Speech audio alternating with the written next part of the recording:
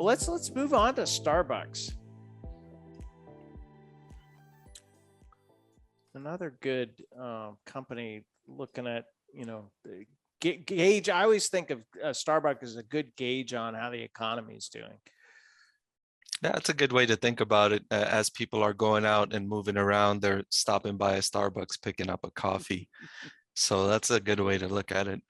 So for Starbucks, the analysts are expecting 33% revenue growth to reach 8.26 billion in the fourth quarter. Again, that comes with a caveat because they're comparing with last year, which they had a lot of restrictions, store openings, and all of that during the more acute phases of the pandemic last year. Earnings per share is expected to bounce back up to $1. That's 96% higher than last year.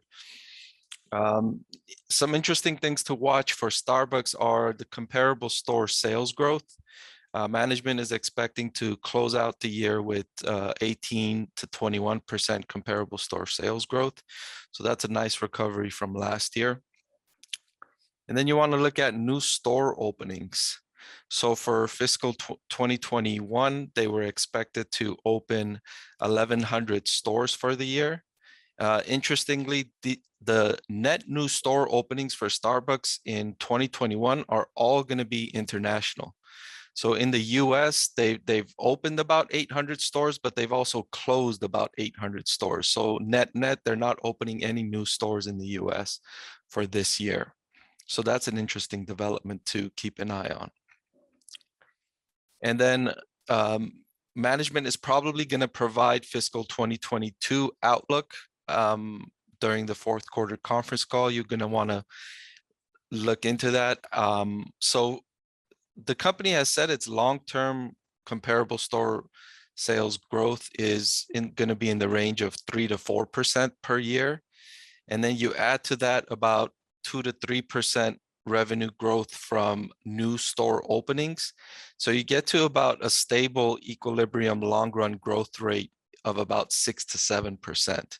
So if management gives outlook for 2022 above that, that means there's still room for it to improve, to bounce back from the COVID, which I totally expect them to do, right?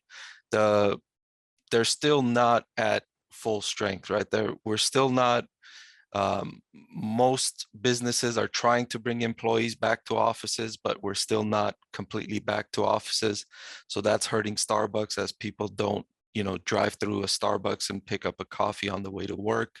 And then also on breaks, we're not buying Starbucks. So they're still not back at full strength. So the outlook should be above the long run growth rate for 2022. And then finally, we're going to want to hear about their supply chain and materials. How are they being impacted from this? I know the last few times I've went to Starbucks, the drink that I normally get for my son, they've been sold out of. And so that's been an increasing scenario for Starbucks lately.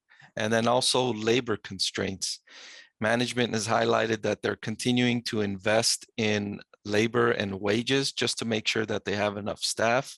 So, and that's something that's probably going to continue, considering that several businesses are reporting labor constraints. So that's another strain on earnings per share that should go into 2022. Yeah, that's a great point. That last point that you made, Parkev. I think of Starbucks as a very heavy business that relies very heavily on its labor and a happy and fully staffed labor force. And I know as Starbucks as people come back in the store, that changes their labor dynamic significantly. I don't know that they were back all the way in the US last quarter. So it'll be interesting to see whether they feel like they're back to sort of pre-COVID levels in the US region. Yeah, absolutely. And 2 points I'll make if I can. For The first point for labor management has been, investing in some technologies that should reduce their reliance on labor. You consider the mobile ordering, if you're ordering online or through your app for pickup or delivery to your car, that's one person that doesn't have to take your order at Starbucks. So that's going to relieve some pressure there. And then to the second point, in terms of their complete recovery, Starbucks call has about, it's a small percentage, but about 300 of their locations were on college campuses, and college campuses have just barely started, coming back completely online. I know at the campus I teach at, the Starbucks just opened there, and it's still not, it closes at 4 p.m. So we have classes that start at 4:30 and at 6. So those of us getting to campus later, we can't get by a Starbucks yet because they're not extending their operations all the way like they used to. Yeah, and that totally could be a labor shortage thing, as the company's trying to ramp up and feel where the volume is.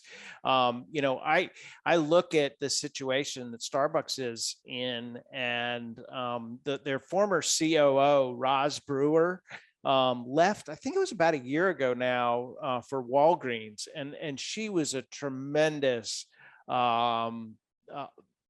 force in the company to help really orient, help. You think about all these baristas who are making all these crazy drinks and stuff, and she was very focused on easing their job and making it easier for the individual stores to operate, and was highly focused on that. I'm curious, I guess the new guy's name is John Culver, and it'd be interesting to hear what he has to say, as the conference calls rolls out, because usually the COO, I would think, would be on these calls. Yeah, absolutely. That's an interesting point. The transition and how that's going to evolve throughout these next few years will be interesting to watch. Yeah. So excited to have you back, and we'll find out what happens after earnings. Dimitri, you have anything to add on Starbucks? I've been a shareholder for a few years. That's a great business to follow too. I'm curious about, it's interesting what you said, Parkev, about them, not having any net new store openings in the US. That's been the story for a little while now. But I know they're pushing into the digital ordering and the drive-through, trying to add more drive-through locations, and that's been accelerated, I guess, with the pandemic. I know McDonald's has, for example, said that that's what they believe their future, their growth, their biggest growth avenue is that mobile ordering, digital, and drive-through. So I wouldn't be surprised to see. I know Starbucks prides itself on being sort of a good place that you can hang out, but they also want you to be able to, if you don't want to hang out, just quickly get whatever you want. Yeah, I've gotten addicted to the app and won't go in the store unless I've pre-ordered something.